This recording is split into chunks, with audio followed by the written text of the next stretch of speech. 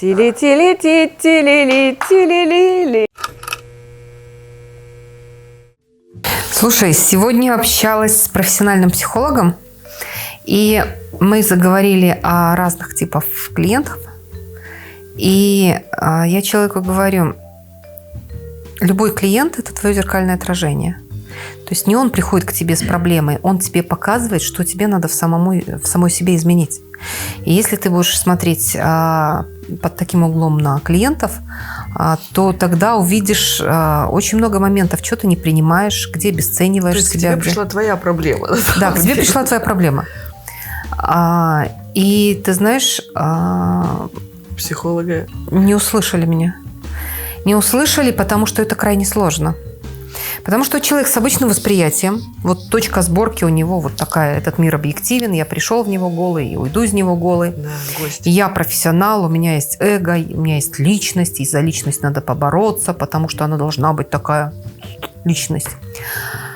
И вот когда человек находится вот в этой концепции восприятия, точка сборки здесь, то увидеть, что каждый человек – это ты, и к тебе приходят с твоей проблемой, которую ты, если ты в этом человеке, как в кроссворде, решишь, то ты поможешь сам себе. То ты поможешь сам себе, и человек больше к тебе с этим не придет, потому что он тоже вместе с тобой вырастет, и у него будет положительный результат, положительная динамика.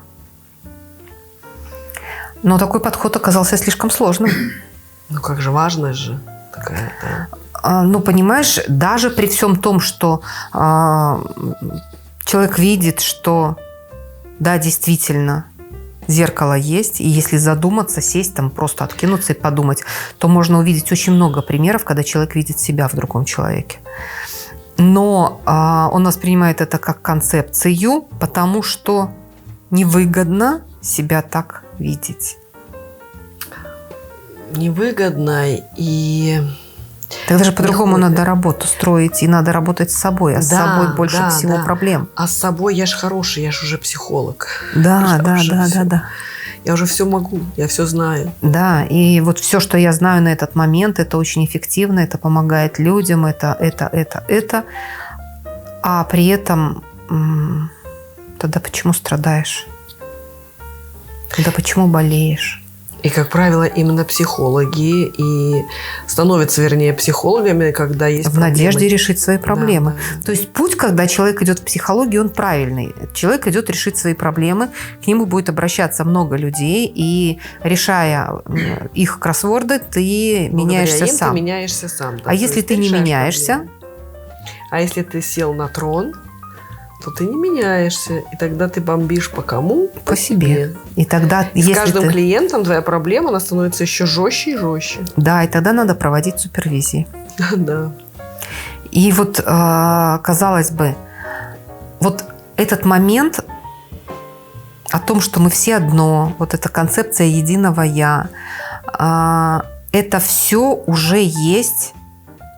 Ну, в той же самой Адвайте, в том же самом буддизме, в религиозных концепциях. Даже в разорванном варианте, когда мы все частичка единого Бога, да, то есть уже обнусавили и обгадили, но во всяком случае какое-то представление есть. Но то, что мы смотримся в зеркало реальности, уже там и Зеланд, и фильм «Секрет» и так далее, это все было. На уровне ума концепции есть.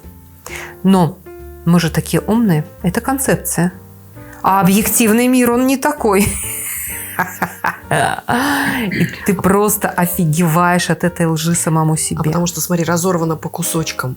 То есть вот именно разорвано по кусочкам, разбросано. И поэтому человек не может словить вот эту суть. Он берет кусочками, да, и как бы пока он берет... Вот он взял один кусочек, когда он берет второй, он уже первый не помнит.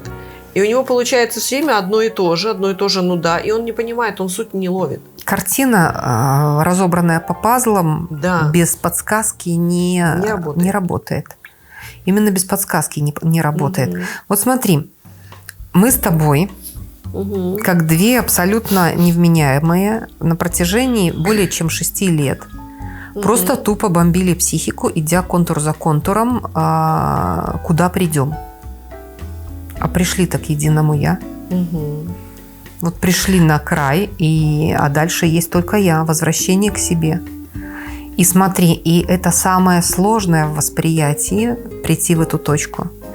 Мало того, что ты видишь очень много вещей насквозь, так еще и либо ты создаешь игру сам, либо ты втягиваешься в игру, но ты осознаешь, как ты втягиваешься в игру, и эту игру ты уже воспринимаешь, как это не я. Правду говорю.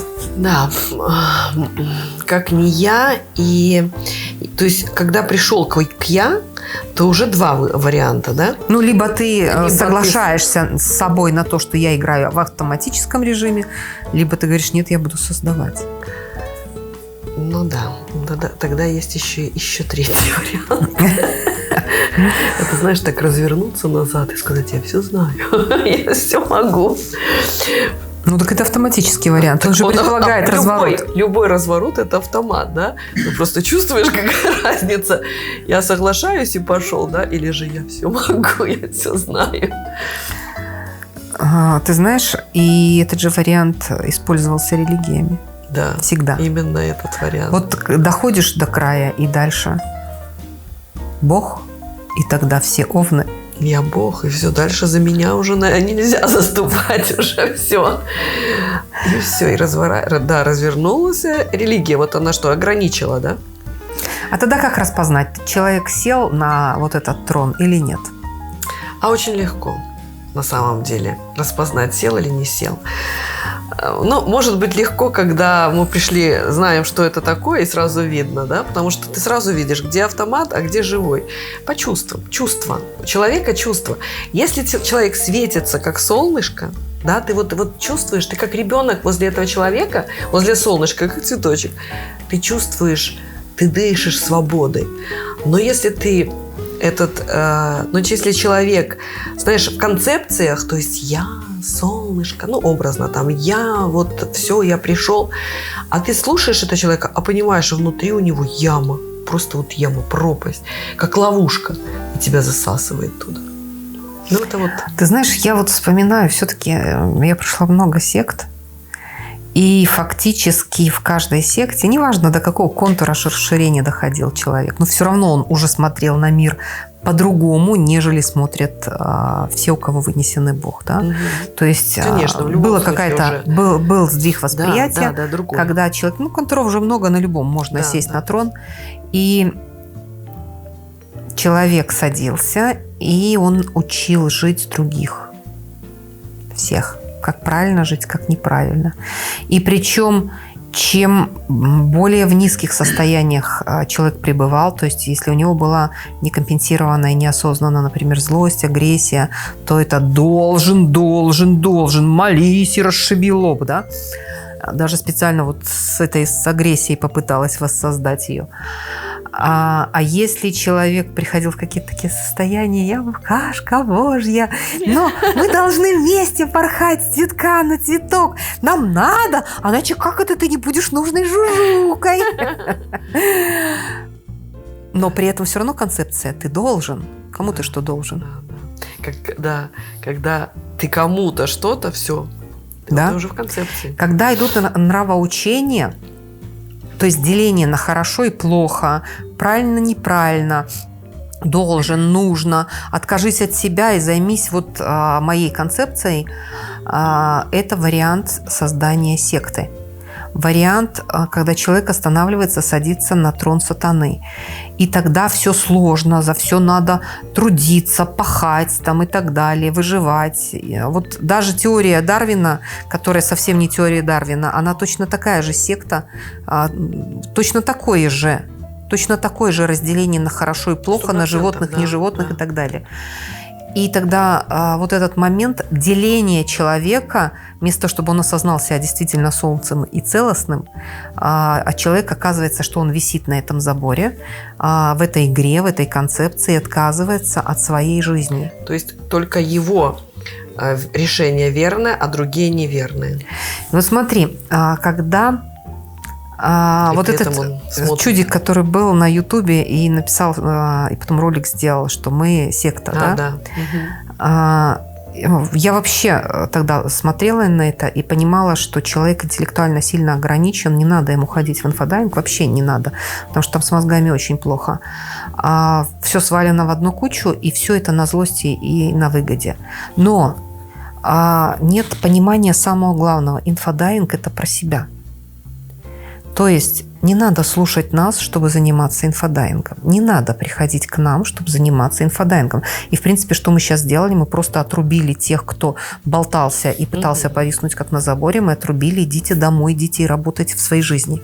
У вас есть свои семьи, у вас есть свои дома, у вас есть свои болезни, у вас есть свои дела. Не всем надо идти к себе. Есть те, кто будет заниматься своей жизнью и проснется потом. Кто-то лег спать в 9 часов вечера, а кто-то лег спать в час ночи.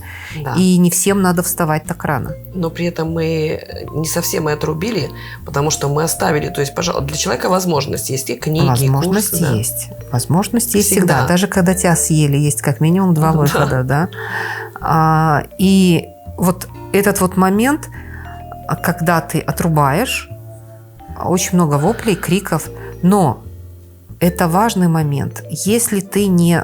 У тебя... тебе не надо в этой жизни. Каждый заходил в игру на своем этапе развития. И если тебе не надо приходить. У тебя есть чем заниматься. А кому надо, вот разворот этот к себе и это просыпание, так ты можешь читать. Ты можешь сам найти себе пару. Ты можешь весь путь пройти сам. Ты не ограничен ничем. Ты свободен. На самом деле ты свободен. Тебе никто не говорит должен, нужно, и никто не предлагает там какие-то заоблачные медали и какие-то заоблачные концепции. Все очень просто. Этот мир полностью территория твоей ответственности. Познавай себя в каждом зеркальном отражении. Но тогда с чего мы начали? Тогда ты будешь видеть зеркало в каждом человеке и будешь говорить спасибо каждому человеку за то, что он тебе подсвечивает твои какие-то моменты, пускай не косяки, то, что тебе надо осознать, то, что тебе можно исправить как ошибку, либо завершить как незавершенку. Но в любом случае это про благодарность самому себе и человеку в зеркале. И, казалось бы, так элементарно. Так просто. Так в 3 соснах просто. блуждаем, товарищи. Я сегодня вспомнила, я уже сижу, улыбаюсь, думаю, надо момент рассказать. В ТикТоке листаю, и какая-то девушка, я, наверное, ее впервые, увидела. После этого, кстати, она уже мне начала попадаться через один ролик. Значит, она говорит, она просветленная, она, когда приходишь к этому просветлению, ты понимаешь все, абсолютно все понимаешь, и это так больно и так сложно. К просветлению, знаешь, какому? Суть правильная, да? К единству, что нет никого, кроме тебя. Вообще нет, кроме тебя никого. И это настолько больно. Просветлел ум. Настолько больно. И она это рассказывает, как, знаешь, не ходи сюда. Не ходи. Это больно. И вот это меня прям, я смотрела и улыбалась на девушку. Я вижу, что девушка хорошая. Она такая, знаешь, вот оценка, да, хорошая, то есть просветленная. Но она умом пришла. Она не пришла чувствами. Потому что только через ум, когда ты приходишь, тебе больно. Когда ты вообще проживаешь умом, человеку всегда больно. Ну да. Ум – это о боли. Вот как раз-таки, да. А когда чувство, то здесь невозможна боль, потому что... Здесь счастье. Здесь счастье, здесь жизнь. Здесь ты понимаешь, что абсолютно каждый на своем месте, абсолютно у каждого самое лучшее его место в этой жизни. Вот и эта жизнь его самая лучшая. Да. Но это не больно. Это счастье. Счастье, да. Это счастье, реальное счастье. И ты знаешь, вот действительно очень много людей берет умом. Очень много. Я сама когда-то такой была. И я же через ум приходила к практикам, к гуру, там, ко всем. И с выносом ответственности. И даже вот первые 2 года инфодайинга Помнишь, как мы все жестко привязывали к объективной реальности? Тебя даже тогда колбасило, когда я говорила, отрываетесь, отрываетесь, отрываетесь. То есть концепции-то были в голове. Удерживала все. Удерживала все в материю. А когда Меня, уже да. поверил в результаты материальные, поверил в себя. Да, да. Вот тогда уже, отрываемся, так отрываемся. Первый год летим, полет нормальный. Второй год летим, полет нормальный. Прилетели, высадка на Луну, на Альфа Центавру. Где Бог? Нету. Юху. Юху, не нашли. Полетели дальше. Но шутки шутками, но реально ведь живем постоянно в состоянии счастья. Вот это интереса. состояние счастья и интереса. Интерес тотальный. И каждый раз, когда что-то находишь интересное, и можешь это опять-таки уже автоматически привязать к материальной реальности и увидеть проявление Кстати. твоего сознания в жизни. Кстати, да. Вот тогда Кайфуешь. кайфуешь. То есть ты не улетевший уже, Да. у тебя в материи есть проявление. Кстати, вот почему, когда ты идешь вот к себе, как мы, нужна пара. В паре, вот только в паре можно. И причем эта пара должна сочетаться идеально. Вот смотри, у меня было всегда на расширение, да, как ты говоришь, ты улетаешь, а у тебя всегда было на приземление, то есть вот наоборот, назад. И вот эти, смотри, меня несет, вот если я пошла в погрузку, я пошла, у меня информация идет, а ты стоп, куда ты летишь уже?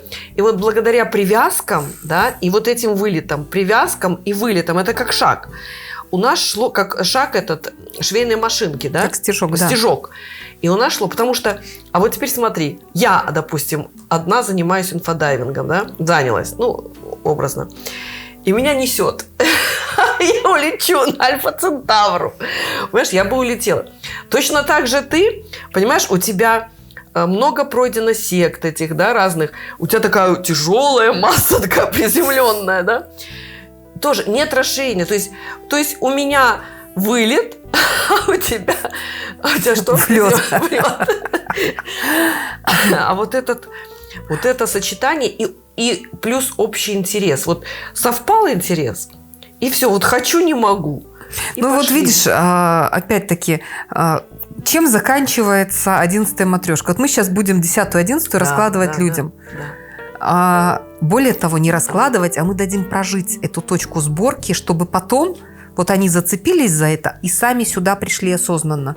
То есть мы поможем зацепить их восприятие, чтобы они тут побыли в этом едином «я». Потом они будут знать, куда идти. Это знаешь, как прописать траекторию самому себе. Чем заканчивается? И пошел бред Ирины. Да, кстати. И полетела. И полетела. Но этот бред, если задуматься и посмотреть, и воспринять, то открывается следующий контур на движение, на расширение. Просто он новый, просто там не ступала нога человеческая. Но он открывается. И при этом он связанный. То есть ты понимаешь, да, что это не какой-то... Оно действительно кажется бред, а когда ты берешь это умом, ты понимаешь, что... Вот, кстати, парадокс в том, что берешь умом, и это не связанный, и в то же время ты без ума, сказать, наверное, разума. Когда разумом берешь, чувствами, да, оно бреда нет. Оно потом связывается, все вот как будто какой-то кружевной узор получается, и смысл нарисовывается. Угу. Но интересна еще одна тема. Когда вот так валишь по интересу, как вчера. Мы же вчера собирались на практикуме, на тренировке, давать более простой вариант. Да. Насколько глубоко получилось, и как ВИЧ раскрылся. Глубина, да, и ВИЧ раскрылся. Я вообще вчера сама была под впечатлением. Вообще. А я под таким-то просто... Но видишь, мы же тоже обе тренировка, а потом сорвала, да? Угу. Сорвала, и классно. И получилось из простого. Получилось очень глубина, сложно. Даже не то, что сложно, глубина получилась. Сегодня это же еще глубже ушли. Да. Тоже глубже. А сегодня вообще? Но к этому приходишь вот так шаг за шагом, виток за витком. И что самое интересное, что если ты чего-то не отдал, как с этими матрешками, они же давно висят, уже отдать и забыть. Угу. А получается, если не отдал, тебя как будто что-то держит. Как только ты отдаешь, тут же и пошло дальше. То, к чему мы сегодня пришли. Сегодня мы пришли вообще к перезагрузочным моментам и глубина, к новой игре. Вообще, да, переход. Тут даже не переход. Да в каждом контуре есть переход. Да. То есть это вот как идешь по спирали, идешь, но при этом чувствование становится тоньше, тоньше, тоньше, тоньше, тоньше, тоньше, тоньше. И видишь, как перепрыгнуть, например, ой, вот я сразу там на самолете перелечу там и буду в расширении. А нифига, а ты чувствовать не можешь. И мостика нет. И ты все равно проделаешь этот путь. Другой момент, что у тебя будет возможность вспомнить уже эту точку, потому что ты в ней был. Угу. То есть ты себе как подсказочку, шпаргалочку оставил на том месте, в которое ты все равно придешь. Здесь был Вася. Да, здесь был Вася. Или Федя. Но ты же сам себе оставляешь. Сам себе, чтобы эту игру потом сыграть действительно кайфово, в счастье. И не забыть, что ты здесь был. Это да. как связь. Все едино, да? Нет разрывов никаких. А помнишь, как сегодня, когда в глубины ушли, как зазвучало внутри? Ну вот есть день, ночь, есть жизнь, смерть. А дальше что есть? А ведь есть. Кто об этом думал? От ума начнутся гибель цивилизации там, или рождение цивилизации, или. А что есть на самом деле там в психике? Что там за горизонтом? А если выходишь за горизонт, какая там продолжительность жизни?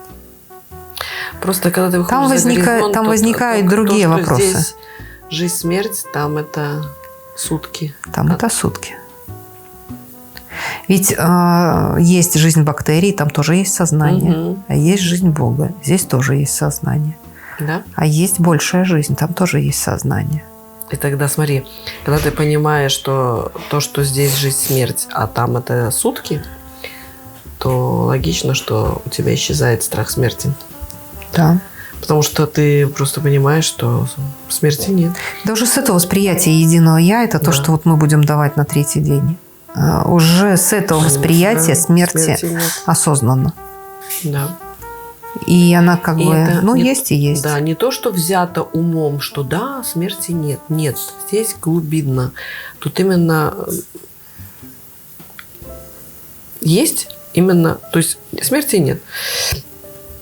Есть бесконечность. Да. И при этом смерть личности есть. Конечно. И тогда, если спросить, так что же такое личность человека, или что такое тело человека, еще оно берется. Читайте Коран и Библию, и вы увидите, что мы все из грязи, либо из глины. Я про информацию, которая осталась неосознанной, которая формирует из памяти следующую жизнь. Автоматически. Но при этом тебя-то в этой жизни нету. Ты-то себя ассоциировал с личностью. Ты же не ассоциировал себя с единым «я». Нет. Ты же не перешел в это восприятие. Нет. Значит, ты смертен. И ты живешь одну жизнь. И тогда религия не врет, когда говорит, если ты Овен, ты живешь одну жизнь. А если ты не Овен... Так религия на самом деле не врет. Она не врет, да? На самом деле не врет, и человек живет одну жизнь. Знаешь почему? Я даже объясню. Вообще легко и просто вот так. Пумс. И все. Пока есть Библия, у нас есть один день. И все. Потому что одно и то же без... То есть программа, прописанная в Библии, она пережевывается, она одно и то же читается, человек зациклен и даже никогда не задумывается. Вот просто даже и себе не позволяет поменять правила какие-то, хоть немножечко рискнуть выйти за пределы Библии. Там книга жизни, там все прописано. Программка. Причем прикольно, а ведь никто ее не читал до конца. Так лопатится. Одна и та же программа. Вот представь этот автомат, да, у которого одна и та же программа. Да, а хозяина тысячелетия. Нет. Да, тысячелетия. И представь, эта программа лопатится. И кто тогда топливо этого автомата? Тот, кто читает, то есть кто полностью живет в этих пределах. Да. И получается зацикленный мир.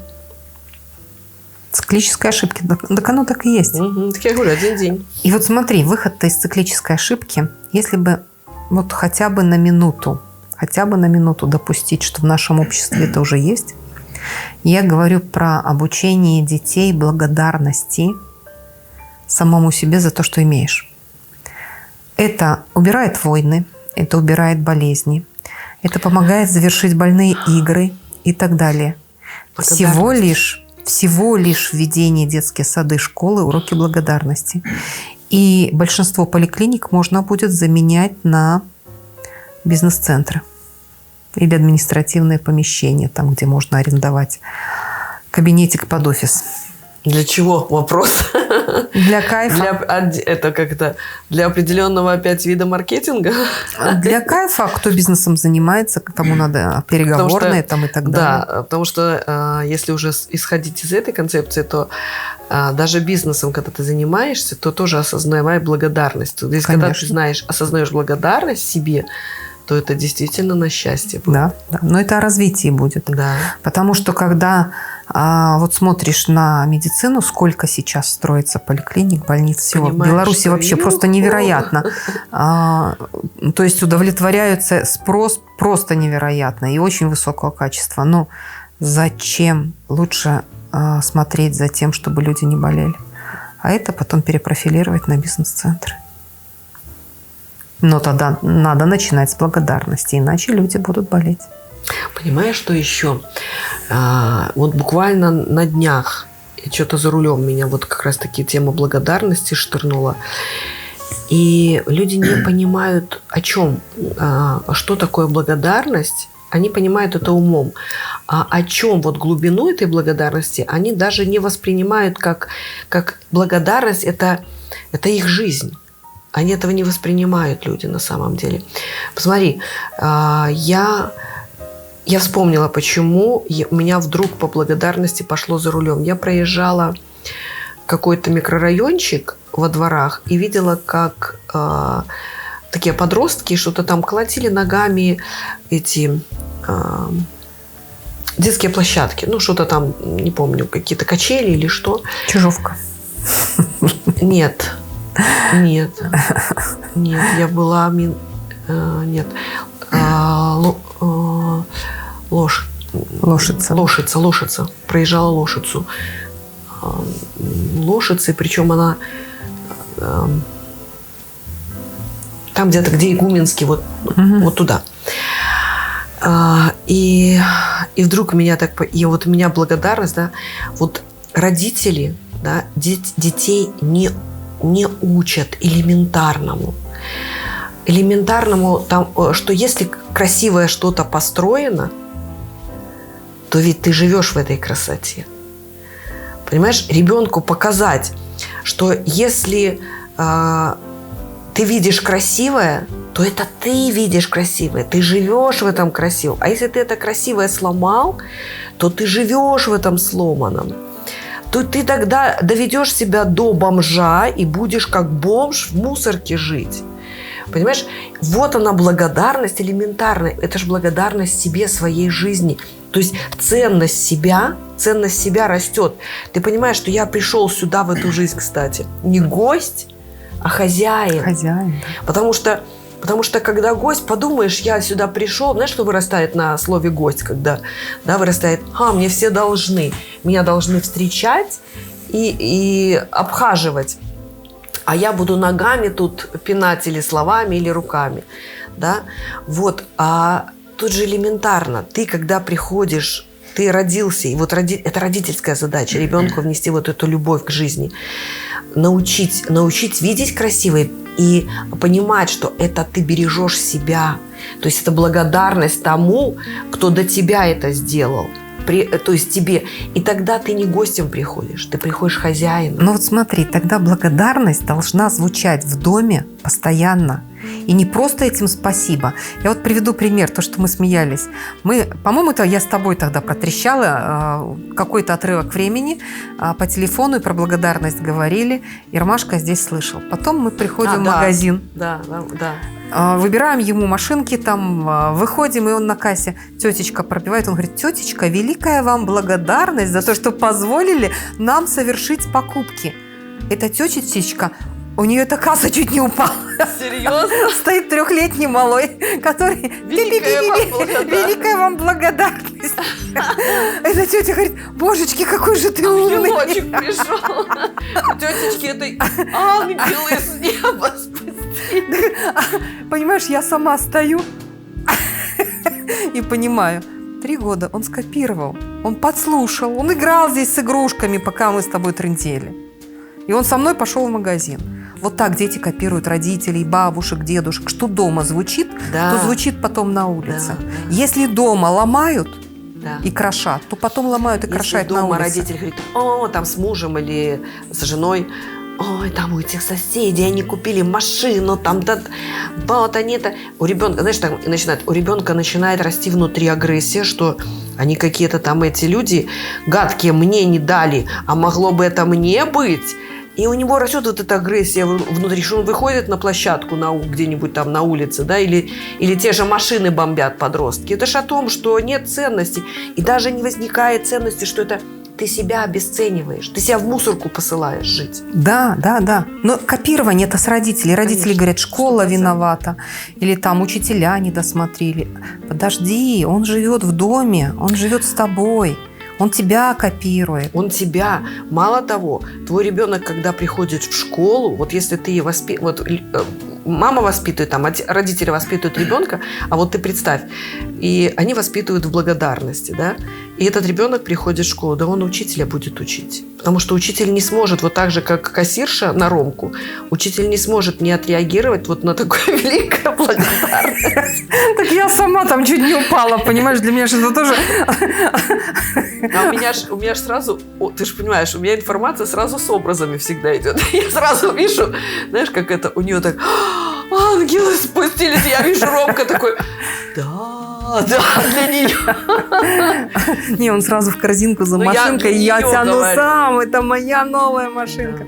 Потом пошли во второй магазин, там тоже была новая машинка, но там он уже не комментировал. Там был у нас следующий опыт.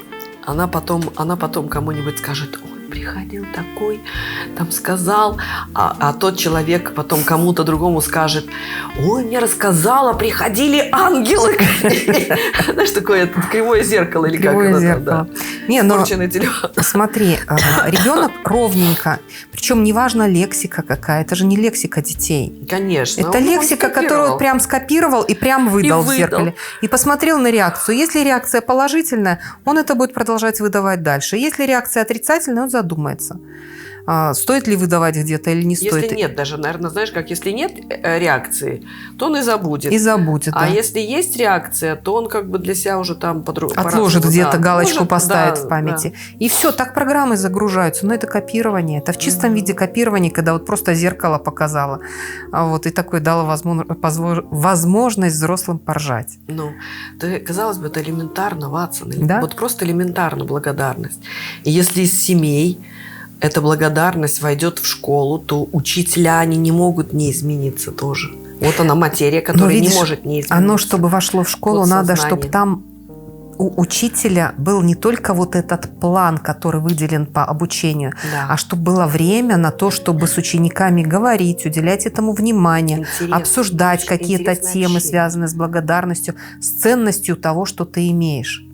Именно благодарность и ценность себе за то, что ты имеешь. Тогда ты не будешь ломать, ты не будешь крошить, ты не будешь возмущаться, ты не будешь толпой на улицу ходить, ты не будешь оружие брать в руки и так далее. Не показывать это с позиции наказания, да? Да, за да, это, да. а показание, с позиции любви к себе, ценности себя, Ценности своей себя. жизни.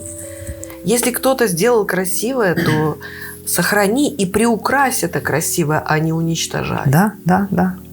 Просто если ты привык жить в дерьме, то ты из этого дерьма и не выберешься за жизнь. Да, ты болеешь. Потому что у тебя это норма. А если ты привык жить в красоте и в благодарности, ты будешь искать красоту и благодарность, и у тебя перед тобой все будет расцветать и отражать эту красоту и благодарность в тебе.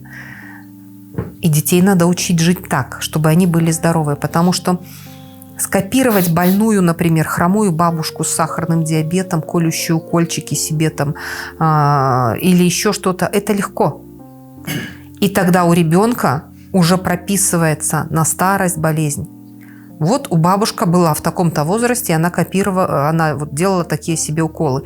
Ребенок, живя в одном пространстве с этой бабушкой, он уже 90%, что к старости понесет сахарный диабет. Либо заменитель какой-то в аналогичной модели поведения. А ты посмотри на ребенка, во что он играет. Он всегда будет играть в то, во что, как живут, чем дышат родители. Чем дышат родители. Либо да. бабушки, дедушки, да. у кого он есть. Да? Вон гонки, вон гонки. Да, да.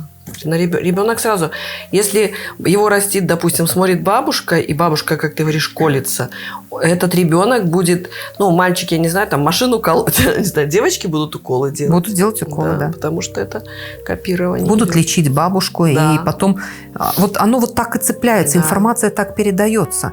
У больных дедушек и бабушек будут больные внуки. Да. Но при этом внуки с родителями, когда они больше скопируют родителей. Ну, дедушка с бабушкой уже добавят туда своего, да? Конечно. А добавят чего? Деготь в бочку меда или меда ну, это уже в деготь? Да. Это уже про интеллект. Да, это зависит от интеллекта. Поэтому... Элементарно. Вообще настолько элементарно, настолько все просто. Да? И все едино, все есть одно «я». Это действительно так. Есть «я», нет больше никого. И это так больно. Больно, когда есть я и больше никого, и я важный. Тогда больно. А когда ты осознаешь единство, то у тебя наоборот. Ты огромное солнце больно? Вокруг солнца. Потому что ум отрезан зеркалом. Да, да. А зеркало еще и грязное. Ну да, а потому что ты за черным полотном находишься. Да. Умом ты приходишь за черное полотно. Шмерть. Ну, поэтому наши нынешние эксперименты в этом плане на омоложение, они охрененные. Ну, вот сегодня запустили еще один. Посмотрим дальше. Шаг за шагом. Дорогу осиливает идущий. Не лежащий, не ползущий, а идущий. Поэтому... Ну, во всяком случае, мы сейчас отдаем то, что есть, потом отдадим в конце марта память. Ух, да. Ух, тема. Ну и тренировки. Тренировки у нас выходят качественно на другой уровень. Вообще на другой. То есть, если человек хочет развиваться, и когда мне говорят, ой, у меня нету денег, там еще что-то, не вопрос.